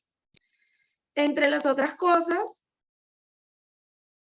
que digamos se modifican en relación con el impuesto sobre la renta. Si me están oyendo, perdónenme que es que me salen unas... Sí, ahí te estamos oyendo perfecto. perfecto. Low performance. Vale, perfecto. Entonces, digamos, dentro de otros beneficios y digamos que tratamientos especiales que se derogan en el impuesto sobre la renta y que han creado mucha preocupación, está pues por un lado el tratamiento como ingreso no constitutivo de renta o ganancia ocasional de las utilidades que provengan de la enajenación de acciones que digamos se transen en la bolsa de valores colombianas, que pertenezcan a un mismo beneficiario real, siempre y cuando no se venda más del 10% de las acciones en circulación. Digamos que era un incentivo que existía hace mucho tiempo para, digamos, promover la adquisición de acciones dentro de la bolsa, dentro del mercado de valores colombiano. Se ha por eso criticado mucho que se elimine este tratamiento preferencial, que en últimas, pues digamos, era muy atractivo para quienes compraran acciones que cotizaban en bolsa colombiana. Digamos que prohibición de tratarlo como un ingreso no constitutivo se extiende también a quienes tengan derivados cuyos activos subyacentes sean este tipo de acciones. Bueno, también digamos que continuando con lo que decía Moni de los desincentivos a la capitalización de las empresas que vimos tanto con el tema del impuesto a los dividendos y con este tratamiento de ingreso no constitutivo que se elimina, también se elimina el tratamiento como ingreso no constitutivo de la distribución de utilidades en acciones o cuotas de interés social, o su traslado a la cuenta de capital, producto de la cuenta de revalorización de patrimonio, si todavía la tiene. Digamos que este era uno de los elementos que también permitía a través de política fiscal incentivar que los accionistas no sacaran los recursos de las empresas, sino que los mantuvieran, digamos que en la generación de empleo, en la generación de industria, etcétera. Este tratamiento como ingreso no constitutivo también se elimina. Dentro de otras cosas que se eliminan también para las personas jurídicas está la regla de transición que existía para las empresas de exploración y explotación de hidrocarburos. Si ustedes se acuerdan, en el pasado las empresas de exploración y explotación podían elegir entre amortizar todas sus inversiones bajo el método de unidades de producción o bajo el método de línea recta por 5 años. Digamos que esto se cambió con la reforma, no me acuerdo si fue, creo que de la 18-19, y se dijo que solo se aplicaría el método de unidades de producción, pero en la medida en que esto tiene una afectación muy grande para digamos, el sector de hidrocarburos, se previó un régimen de transición que permitía que todas las inversiones que estos hicieran desde 2017 y hasta 2027 pudieran amortizarse por línea recta 5 años, digamos que como una especie de negociación con el sector para que no fuera tan duro este cambio. Esta regla de transición aquí se elimina de forma tal que ahora se aplicará a partir del año entrante, si la reforma sale de este sentido, el método de línea recta por 5 años, digamos, no se va a aplicar el método de línea recta, sino el de unidades de producción. Bueno, otras cosas que como les decía también se eliminan del impuesto sobre la renta, otros tipos de beneficios, son todas aquellas rentas exentas que se habían creado para promover determinadas industrias. Por ejemplo, las rentas exentas para las empresas que hicieran actividades de economía naranja, para las empresas que intentaran desarrollar actividades en el campo colombiano, que hicieran proyectos de BCVIP, nuevas plantaciones forestales. Digamos que hay muchas rentas exentas de las que estaban en el artículo 235-2 que permanecían, digamos, cada una con sus requisitos correspondientes, y lo que permitían era que el Estado incentivara que la empresa, digamos, se dirigiera a la economía naranja, se dirigiera a ayudar al campo, a hacer viviendas de interés social. Todas esas rentas exentas se eliminan. Aquí también, y ya lo vamos a ver un poco, entra a jugar el tema que hablábamos de la regla de transición que se crea dentro de la reforma. Bueno, también se eliminan todos los beneficios cinematográficos que incluían exenciones del 50% de las rentas provenientes de la industria de la cinematografía cuando se hicieron nuevas producciones, la deducción del 165% en donaciones o inversiones a proyectos cinematográficos. Todo esto, digamos que todas estas rentas exentas o beneficios que buscaban ayudar o promover el crecimiento de ciertos sectores de la economía se están limitando. También se limita el régimen especial CESE que existía para La Guajira, Norte de Santander, Arauca, Barranca Bermeja y Buenaventura. Digamos que se elimina del régimen CESE a estos municipios y departamentos y quedan, digamos que muy pocos, creo que quedan como 2 municipios dentro del régimen especial. Entonces, ahora sí pasemos un poco a la regla de transición, que es la que ha generado muchas dudas en relación con estos beneficios que hemos visto, digamos, todo lo que tiene que ver con las tarifas preferenciales, todo lo que tiene que ver con las rentas exentas. Solo existe una regla de transición dentro del proyecto de reforma. Según esta regla de transición, todas las tarifas diferenciales y beneficios tributarios que se van a derogar con la reforma van a permanecer vigentes o van a aplicarle a los contribuyentes siempre y cuando ellos, antes de la entrada en vigencia de la ley, hayan acreditado el cumplimiento de los requisitos para acceder, digamos que al tratamiento diferencial, al beneficio, etc. Y en este caso lo que dice la norma es que aquellos contribuyentes que hayan acreditado estas condiciones para acceder a la tarifa preferencial o a la renta exenta, etcétera, antes de la entrada en vigor de la ley, pueden disfrutar de esta por el periodo o el término que haya otorgado la ley. ¿Por qué? Digamos que ahí siguen un poco una línea que ha trazado la Corte Constitucional respecto del tema de situaciones jurídicas consolidadas, en la cual la Corte Constitucional dijo, pues mira, verdaderamente, si había un beneficio que se ofrecía por 30 años, por 10 años, por el término que sea, y exigía que tú hicieras unas inversiones, unas actividades, y tú ya hiciste todas las inversiones y actividades para acceder al beneficio, digamos que tú tienes ahí una situación jurídica consolidada que el legislador debe respetar. Entonces, así eliminan el beneficio, tú vas a tener acceso a, digamos, en ese caso, a tratar la renta exenta pues, derivada de esta actividad por los 30 años que te había prometido la ley. ¿Qué pasa aquí? Digamos que esto hay una línea muy gris porque, bueno, cuando tú tienes requisitos en los cuales, no sé, solamente tenías que hacer ciertas inversiones y obtener una certificación, hiciste ambas cosas, digamos que ya tú tienes certeza de que tienes una situación jurídica consolidada. ¿Qué pasa con muchos de estos beneficios?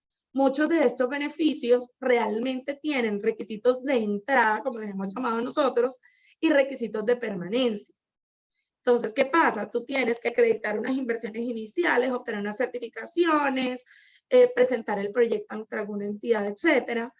Pero digamos que año a año te piden seguir cumpliendo con ciertos requisitos, por ejemplo, de empleo, de inversión, etcétera, que pues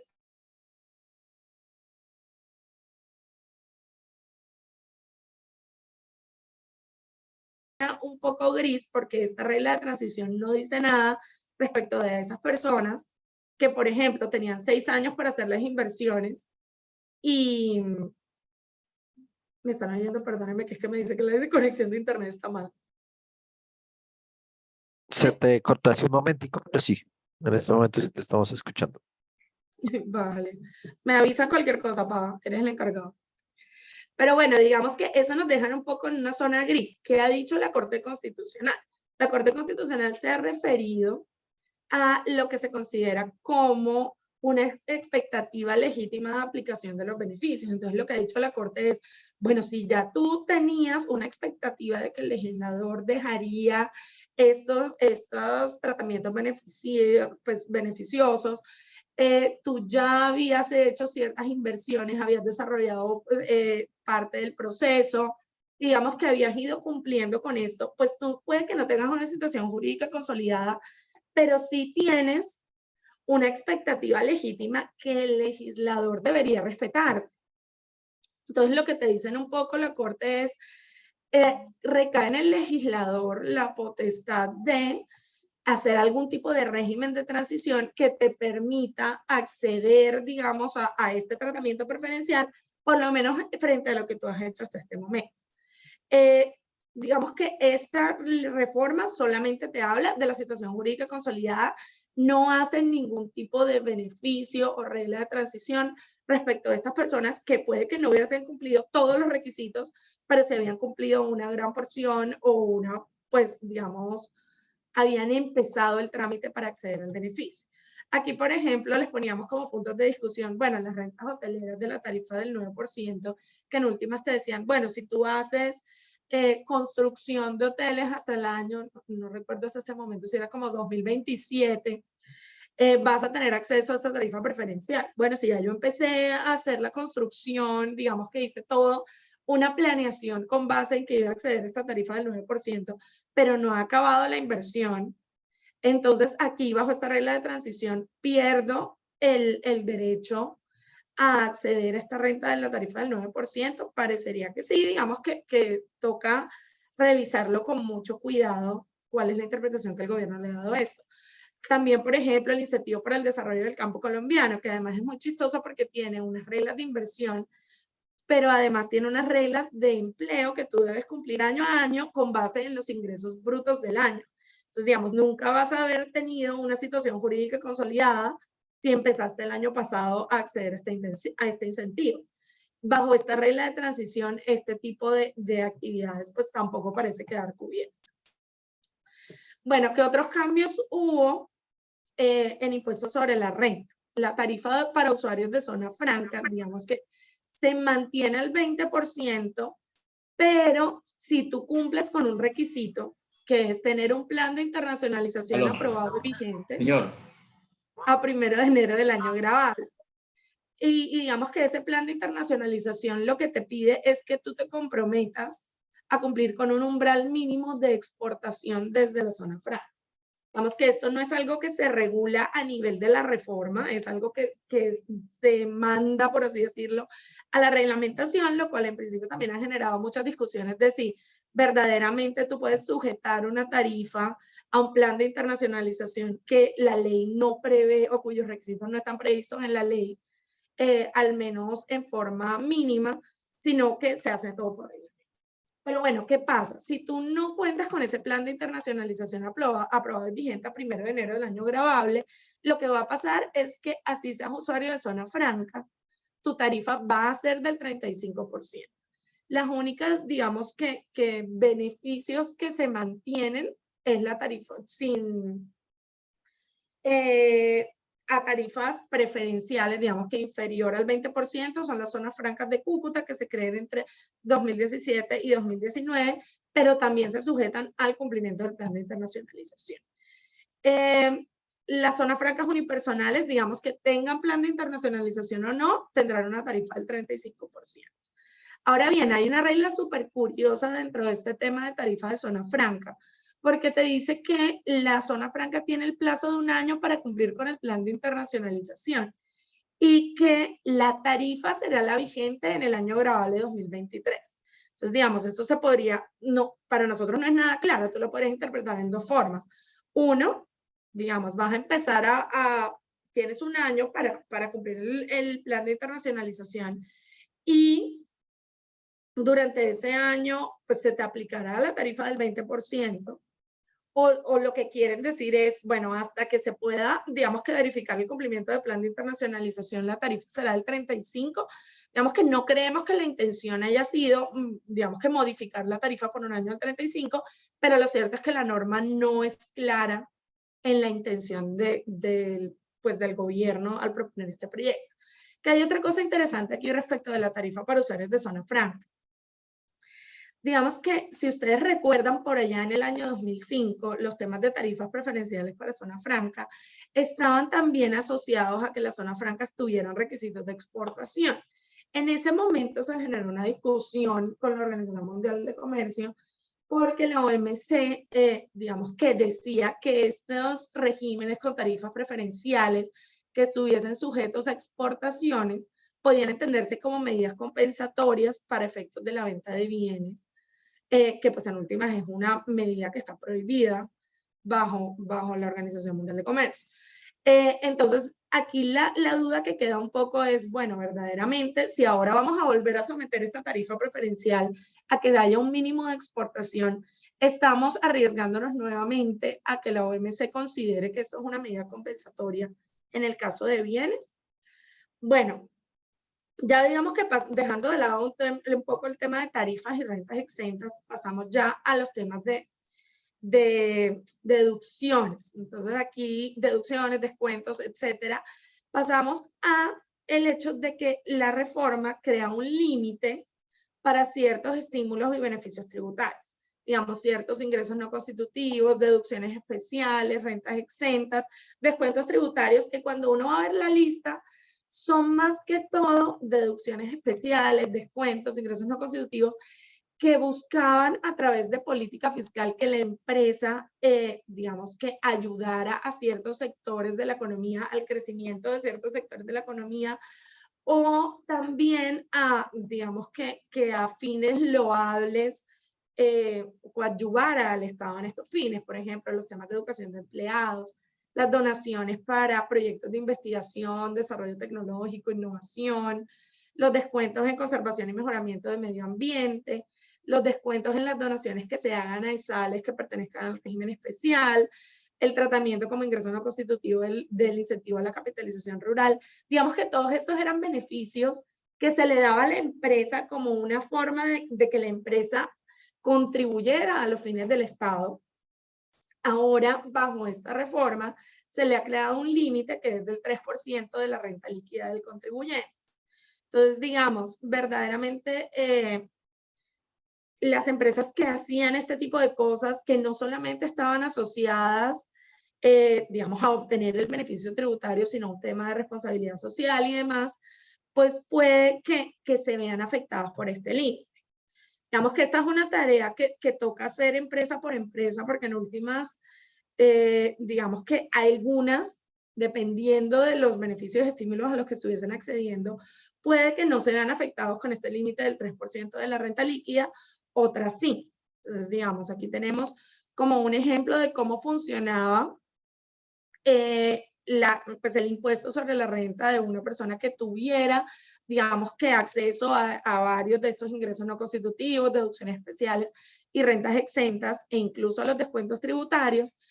Y aquí, si ustedes lo ven, antes del proyecto, o sea, antes de verme obligado a aplicar esta limitación del 3% de la renta líquida, nos daba un impuesto a cargo de 127 cuando yo hacía uso de todos estos límites.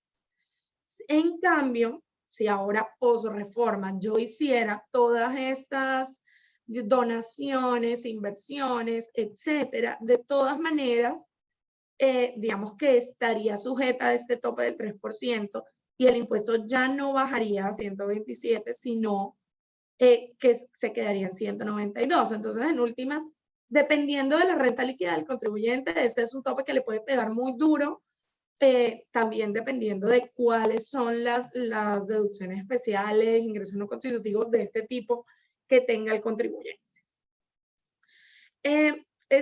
Digamos que yo digo que esta diapositiva es complicada, porque en últimas lo que hemos visto es que es como temas que le pegan mucho a las empresas, digamos, de distintos sectores.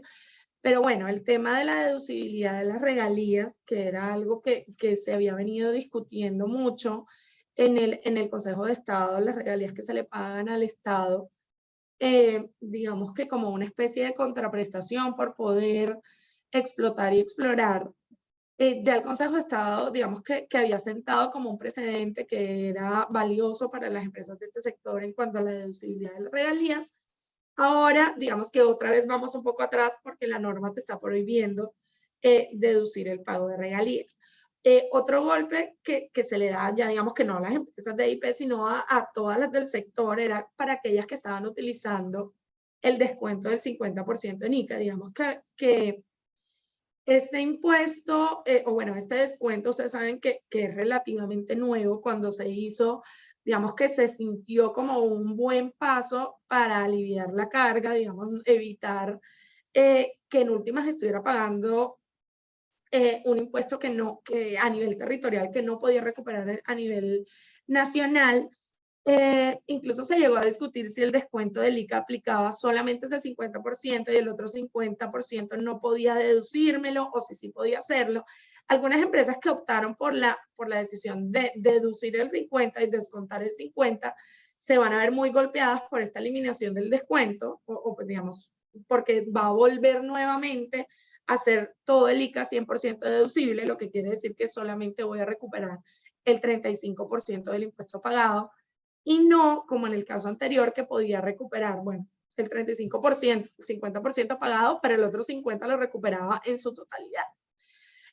Bueno, digamos que otra modificación que se hizo fue el tema que les mencionaba Moni, respecto de la deducibilidad de gastos personales, que sean gastos de accionistas, socios, accionistas, clientes, empleados.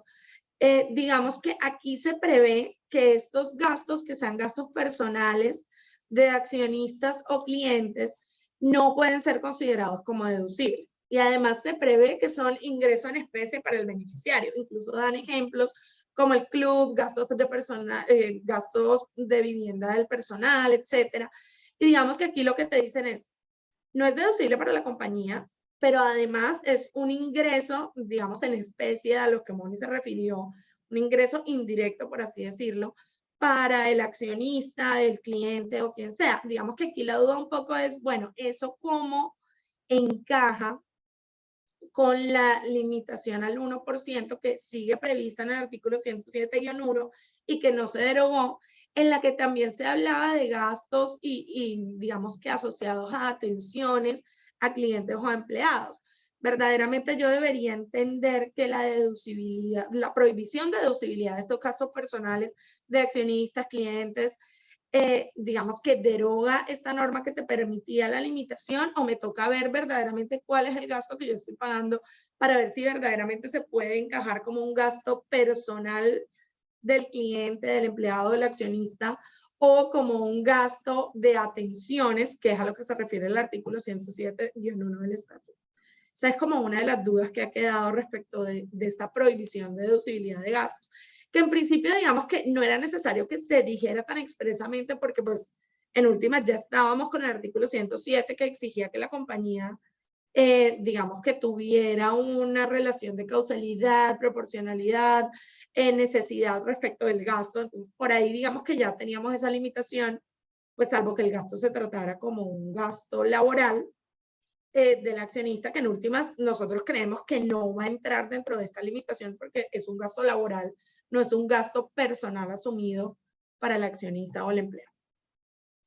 Pero bueno, aquí entrando un poquito ya más a temas pues de impuestos sobre la renta, pero a nivel internacional, pues dos de los cambios inicialmente hechos a estos temas de nivel internacional fue un cambio, o que se propone, es un cambio a la sede de efectiva administración. Si ustedes recuerdan, en Colombia existe, creo que desde el año 2012, si no estoy mal, una norma que prevé que las sociedades del exterior que tengan su sede efectiva de administración en Colombia se consideran residentes fiscales colombianos y digamos que deben cumplir con todas las obligaciones como si fueran un residente colombiano. Digamos que esa era una forma un poco de atacar todas esas sociedades que se hacían de cartón, en las que verdaderamente el dueño, director, administrador, todo estaba en Colombia, pero lo hacía en el exterior para evitar tributación en el país. Digamos que cuando se creó este concepto de sede efectiva de administración, este concepto se creó partiendo de lo que se fijaba a nivel internacional para el tema de sede efectiva de administración, en la cual el criterio para tú determinar dónde tributaba la sociedad era dónde se tomaban las decisiones comerciales y de gestión decisivas para la compañía, es decir, donde verdaderamente se decidía lo que llevara el curso o el rumbo de la compañía. Eso es, digamos, lo que está a nivel de convenios internacionales, lo que ha promovido la OCDE en ese sentido. Pero en este caso, el proyecto de reforma lo cambia y te dice, bueno, ya no importa donde tú tomes las decisiones de gestión decisivas, ya lo que importa son las decisiones del día a día de la sociedad, las cosas que la sociedad haga en el día a día. Digamos que aquí nosotros estábamos precisamente discutiendo que puede que incluso esto abra un boquete para que realmente no haya sedes efectivas de administración, porque las decisiones del día a día que no tienen un carácter decisivo o fundamental para la compañía, pues son decisiones que en principio se pueden delegar en un administrador en el exterior. Entonces, digamos que ese es un cambio que puede resultar como muy interesante porque puede que haga inocua la figura de sede efectiva de administración. Frente a los establecimientos permanentes y sucursales, si ustedes recuerdan, digamos que tributariamente los establecimientos permanentes, usualmente los establecimientos permanentes que incluyen a las sucursales tributaban únicamente por rentas de fuente nacional hasta el año 2019, en el cual se previó que los establecimientos permanentes tributarían por sus rentas de fuente mundial. ¿Qué quiere decir esto? Que pues si tú eres una sucursal en Colombia de una sociedad extranjera y pues también tienes negocios en el exterior, no solo vas a tributar respecto, pues como un residente colombiano, respecto de los ingresos que califiquen como renta de fuente nacional, sino también respecto de los ingresos extranjeros. ¿Qué pasa aquí? Aquí se está derogando esa norma y en última se vuelve a tributar únicamente respecto de las rentas de fuente nacional. No entendemos muy bien ese cambio que se debe, pero puede estar ligado un poco a lo que viene a continuación, que es como lo que, digamos, a nivel de tributación internacional resulta bastante preocupante de la reforma, y es el concepto de presencia económicamente significativa, o PES como lo hemos denominado. ¿Qué pasa con este concepto de presencia económicamente significativa? Digamos que a nivel internacional se ha previsto que las compañías, plataformas digitales, digamos que todas estas plataformas tipo Netflix, Airbnb, que ofrecen sus servicios en Colombia, pero no tienen una presencia local, digamos que a nivel internacional se ha discutido mucho la forma en que los estados, pues de donde salen los pagos para estas compañías, puedan gravar a estas. Y digamos que se ha acudido a un concepto de establecimiento permanente digital para grabar este tipo de plataformas. Cuando uno se va a la exposición de motivos del proyecto de ley, la exposición de motivos del proyecto de ley, digamos que tiene como toda una exposición de por qué este tipo de plataformas digitales debe grabarse y por qué se crea, o que en ese sentido se crea la presencia económicamente significativa, que en últimas lo que busca es decir, bueno, si tú eres un no residente, pero tienes una relación sistemática con usuarios en Colombia, pues deberías tributar en Colombia. Digamos que lo que te dice el proyecto de la exposición de motivos, perdón, es que esto está hecho para plataformas digitales. Pero ¿qué pasa cuando nos vamos al texto de la norma? El texto de la norma solo te dice que cualquier persona no residente que tenga una relación deliberada y sistemática con usuarios colombianos va a considerarse como competencia económicamente significativa. Entonces, digamos, ¿cuándo se entiende que tienes esta relación deliberada y sistemática? Cuando cumples uno solo de estos requisitos. El primer requisito es el hecho de que personas ubicadas en Colombia te paguen más de 1.178 millones de pesos al año, ya sea por transacciones que involucren bienes o servicios. Nótese que aquí no se habla de a través de plataforma, nada. O sea, simplemente que una persona en Colombia te pague por un bien o un servicio a ti, sociedad extranjera, más de 1.178 millones de pesos. Lo segundo, la utilización de un dominio colombiano, digamos, .co. Ya con eso te entiende que tienes presencia económicamente significativa en el país. O tercero, que interactúes con más de 300.000 usuarios colombianos. Esos son los tres requisitos para que se entienda que tú tienes presencia económicamente significativa en el país si eres una sociedad extranjera. Si ustedes lo ven, son requisitos que realmente puede cumplir cualquiera. Un proveedor del exterior que le venda a una compañía constructora y tiene que comprar un material para una planta que solo se vende en el exterior, lo compran en el exterior de todas formas, como ya le están pagando un colombiano y vale más de 1.178 millones, entonces lo estamos entendiendo como que tiene presencia económicamente significativa. Son unos requisitos, digamos que muy laxos o muy fáciles de cumplir, que en últimas, como ya vamos a ver, van a terminar haciendo que muchos no residentes que realmente no tienen ingresos que tradicionalmente se consideran de fuente nacional terminen tributando en Colombia. Bueno, pero entonces, ¿qué pasa? Tenemos que esto configura una presencia económicamente significativa. ¿Qué pasa cuando tú tienes una presencia económicamente significativa? Pues uno, que las normas te obligan a hacer un estudio de atribución de rentas como si fuera un establecimiento permanente. Pero lo más importante, que todas las rentas que tú obtengas se entiende como un ingreso de fuente nacional y en consecuencia Colombia va a poder grabar. ¿A qué tarifa lo va a grabar? Lo va a grabar a la tarifa del 20% sobre el valor del pago. Y eso en última se va a volver el impuesto final del residente extranjero. Digamos que aquí, esta es como una de las grandes críticas, porque es que si, como calificaron como renta de fuente nacional todo lo que reciba una persona con presencia económicamente significativa, digamos que están reconfigurando todas las reglas que existían de cuando un ingreso se entendía obtenido en Colombia. Ahora, simplemente con que tú te paguen más de 1.178 millones desde Colombia, vas a tener un ingreso de fuente nacional.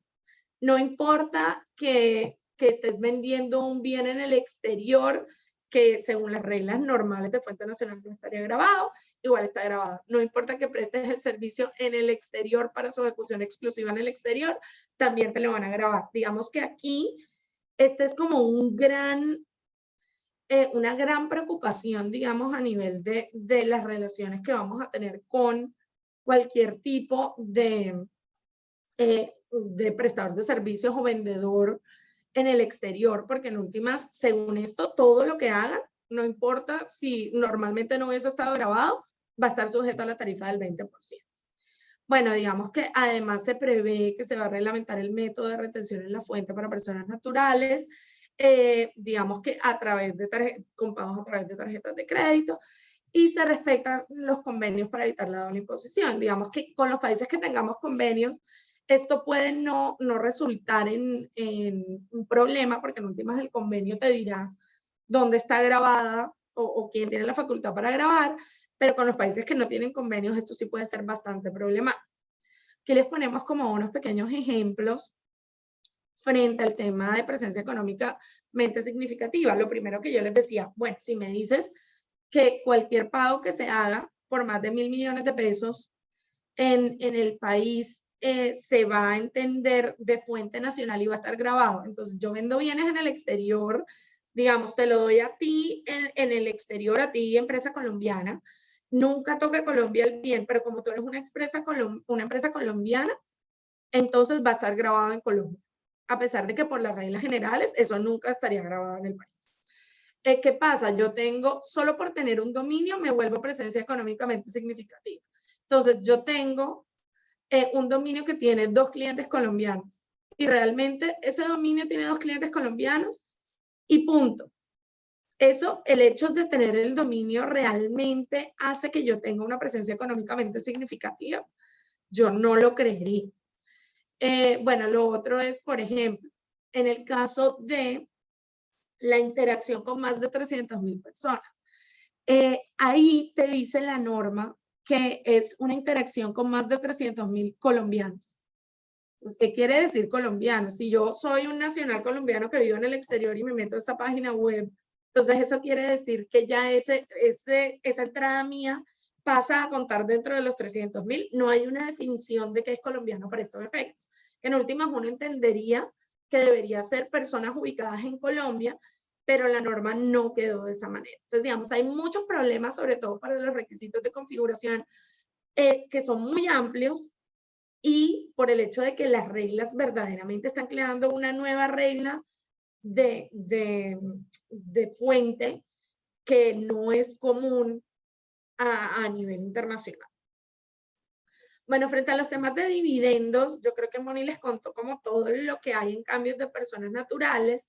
En el caso de los dividendos distribuidos a sociedades nacionales no ha cambiado nada.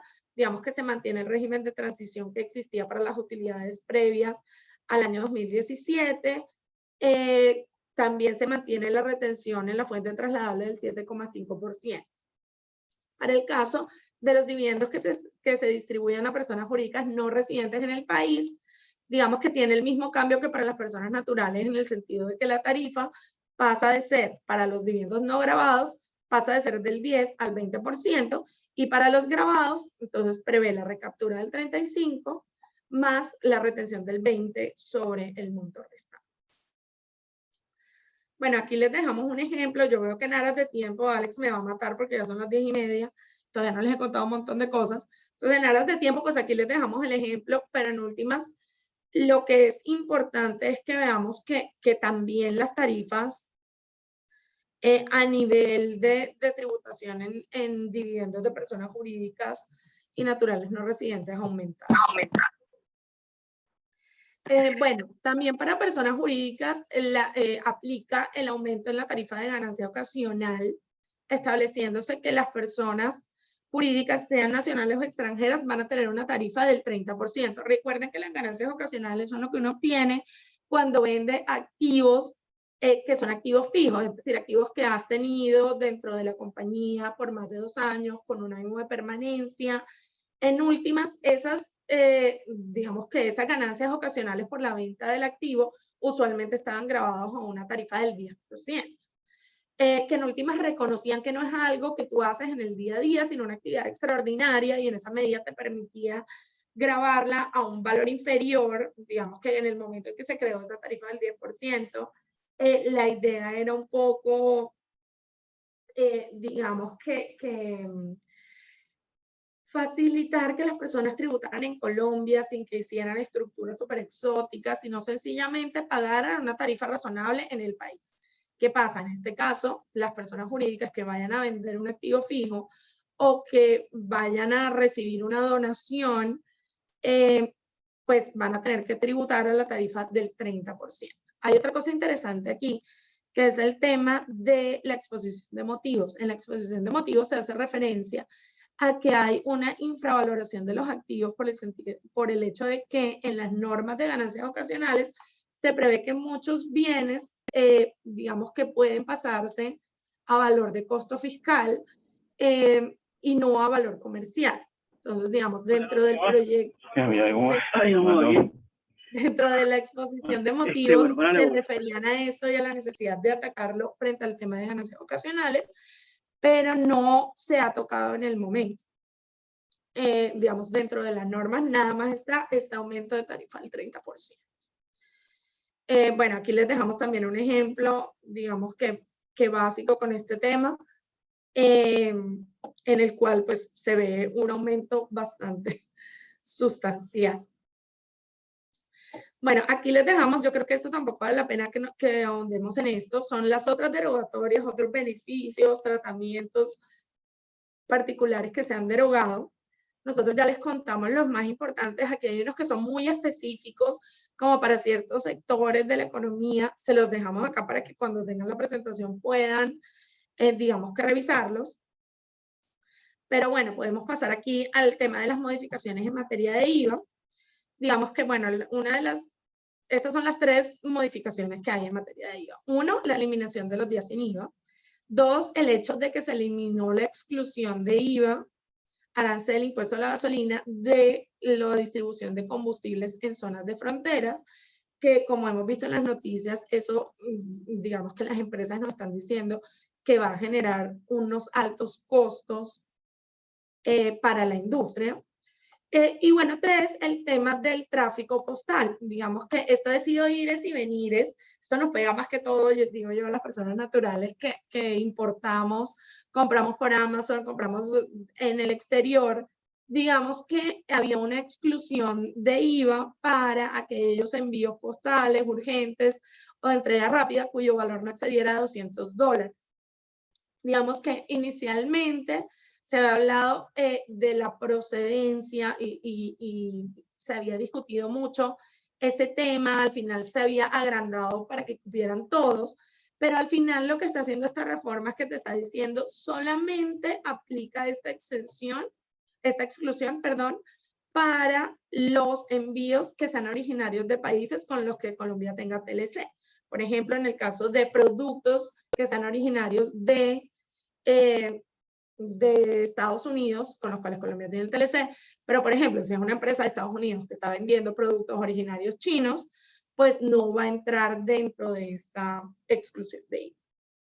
Entonces, digamos, esos son como los grandes cambios en IVA. Bueno, la creación del impuesto permanente al patrimonio. Entonces, ¿cuáles son los sujetos pasivos de este impuesto? Las personas naturales, colombianas, las sucesiones, las personas naturales extranjeras respecto de su patrimonio en el país, los establecimientos permanentes y sucesiones de personas naturales extranjeras en Colombia. También aplica para las sociedades extranjeras que no sean declarantes de renta en el país, pero digamos que ahí se excluyen de la base varios rubros que son los que usualmente tienen las sociedades extranjeras en Colombia, como son las cuentas por cobrar, las acciones, inversiones de portafolio y leasings financieros, siempre y cuando esos tengan registro cambiario. Si no, deben entrar como base gravable del impuesto al patrimonio. Digamos, aquí usualmente nos dejan otros tipos de activos, inmuebles, no se me ocurre en este momento qué más puede ser, pero digamos que inmuebles, por ejemplo, entra dentro de esta base para las sociedades extranjeras. ¿Cuál es el hecho generador? Estábamos acostumbrados a que como este impuesto había sido, digamos que temporal, habían creado un hecho generador que era la tenencia del patrimonio a una fecha particular de entrada en vigor de la reforma. Digamos, en este caso, para este ejemplo, sería el 1 de enero de 2023. Pero como en este caso ya el impuesto es permanente, se cambió ese hecho generador y digamos que se va a hacer la posesión del patrimonio líquido superior a 2.700 millones para este año a 1 de enero de cada uno de los años. Patrimonio líquido superior a 72.000 VTs en cada año va a generar impuesto al patrimonio. Se causa a 1 de enero de cada año, como lo mencionamos. ¿Qué es lo más curioso de este nuevo impuesto al patrimonio? Digamos que lo más grave, por así decir. El impuesto al patrimonio anterior, digamos que tenía, digamos que tenía una ventaja, por así decirlo, y era que tomaba como base gravable para efectos de calcular el impuesto, los costos fiscales que tenían las compañías y pues las personas naturales respecto de sus activos. Pero en este caso te dicen, bueno, la regla general es costo fiscal, pero hay unas reglas especiales. Y esas reglas especiales están complicadas. Pues primero, una regla especial, que esa sí es sencilla, que es que se excluyen de la base los primeros 456 millones de las casas de habitación o apartamentos de habitación. Pero ya las otras 3 reglas son más complejas, porque digamos, antes tú tributabas sobre tus acciones por el costo fiscal, lo que habías pagado al momento de adquirir las acciones. Ahora te toca ver cuál es su valor comercial en el caso de las sociedades que cotizan en bolsa. Entonces te toca ir a ver cuál era el valor de cotización al último día del cierre de mercado antes de 1 de enero. Y ese valor de cotización de las acciones es el que tú vas a tener que tomar como base gravable del impuesto. En el caso de las otras sociedades que no cotizan en bolsa, también tiene una regla que no es costo, sino valor intrínseco. Entonces te va a tocar tomar el patrimonio líquido, patrimonio fiscal de la sociedad en la que tienes acciones, dividirlo en el número de acciones y digamos que según el número de acciones que tú tengas, ese será tu valor intrínseco para la base gravable del impuesto. Entonces, digamos, se aumenta sustancialmente la base gravable del impuesto al patrimonio. También se creó una regla que buscaba, digamos, que evitar diferimientos o no causación del impuesto en el caso de las personas que tienen fundaciones de interés privado, trust o negocios fiduciarios en cualquier parte, si tienen patrimonio neto subyacente en el país, si tienen activos en el país. Entonces, ¿qué te dice? Que para ese caso la base gravable será el valor del patrimonio neto subyacente.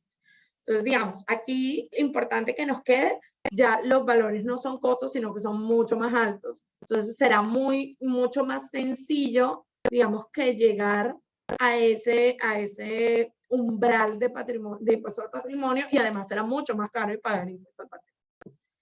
Respecto de las tarifas, digamos que estas no cambiaron mucho. Si tienes hasta 72.000 VTs, no pagas. De 72.000 VTs a 122.000, la tarifa será del 0,5%. Digamos que aquí también la tarifa, pues además de ser progresiva, te permite restar los primeros 72.000 que no están grabados. Aquí quedó con un error la tarifa que pusieron porque te dejaron 73.000 cuando en realidad, digamos que por técnica normalmente debería ser 72.000. Pero bueno, si tu patrimonio excede 120, tu patrimonio líquido excede 122.000, digamos que la tarifa será del 1%. Eso es como el tema de impuesto al patrimonio. En impuesto unificado bajo régimen simple de tributación, digamos que los cambios no fueron muchos. Hubo cambios favorables, es decir, de disminución de tarifas para los rangos más altos en casi todas las actividades. A lo único que no le cambiaron las tarifas para bajárselas fueron a las tiendas pequeñas, minimercados, micromercados y peluquerías. Pero adicionalmente se creó una cosa interesante y es la posibilidad de que se acojan al régimen simple. Digamos que con estas tarifas preferentes, las actividades de educación, atención de salud humana y asistencia social, digamos, médicos, profesores, etcétera, también podrán entrar dentro del régimen simple con estas tarifas del proyecto de reforma. Otra cosa importante es que se agregó una norma según la cual la declaración de simple no se entiende presentada si tú no pagaste en su totalidad los valores antes de la presentación. Bueno, y ahora vienen los llamados impuestos ambientales que han tenido mucho ruido en la prensa. Espérame un sec.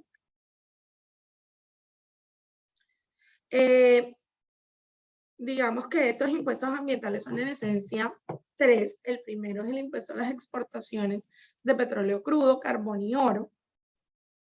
Digamos que aquí lo que se hizo fue grabar, digamos que grabar todo lo que reciban quienes exporten petróleo crudo, carbón y oro en exceso de las utilidades, digamos que esperadas, y del retorno, pues, de los costos y gastos incurridos. Entonces, bueno, ¿cuál es lo que causa el impuesto a la exportación?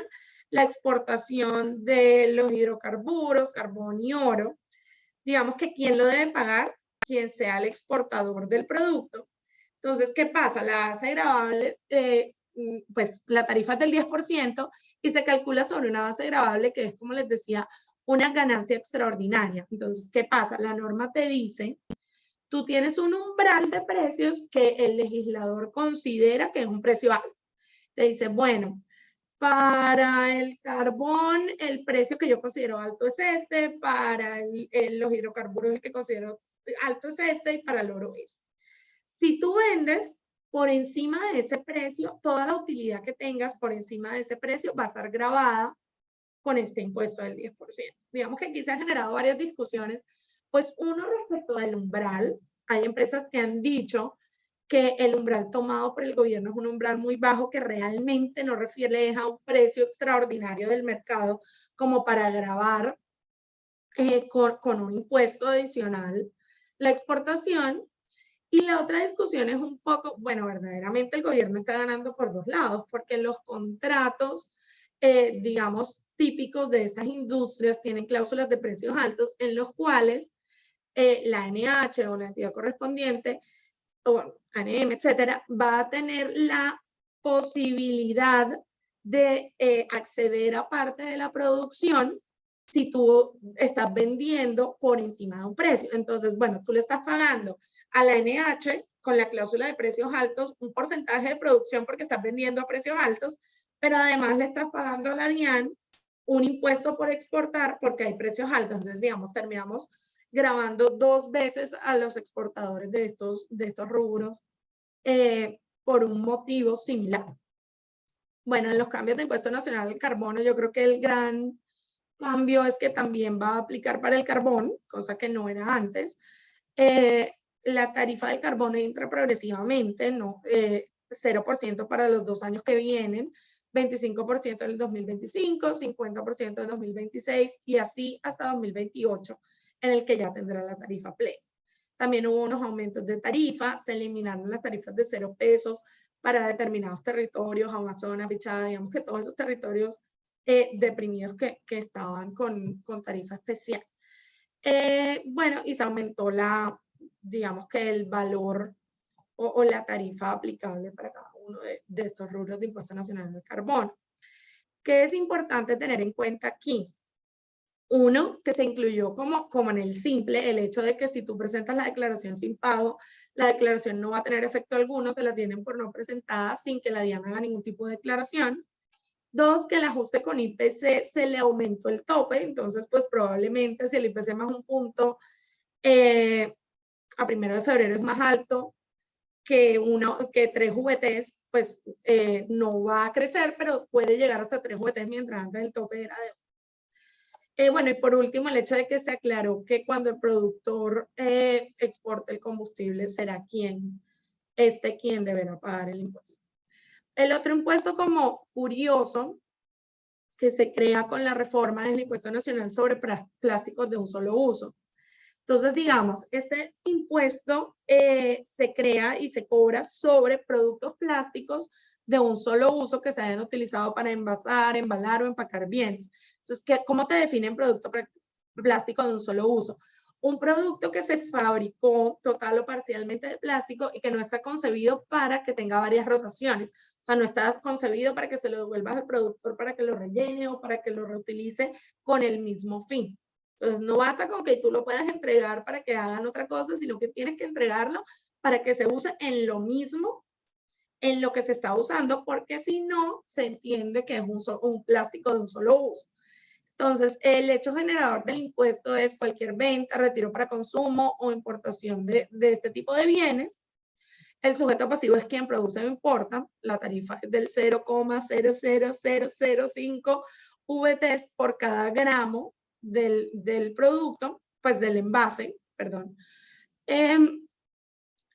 Digamos que se excluyen, digamos que las cosas obvias como los fármacos, medicamentos o los residuos peligrosos que pues en última sí necesitan un empaque que no puede reutilizarse.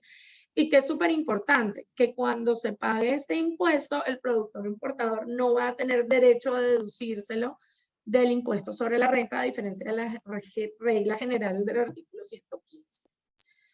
En los impuestos saludables, digamos que hay como dos grandes impuestos saludables.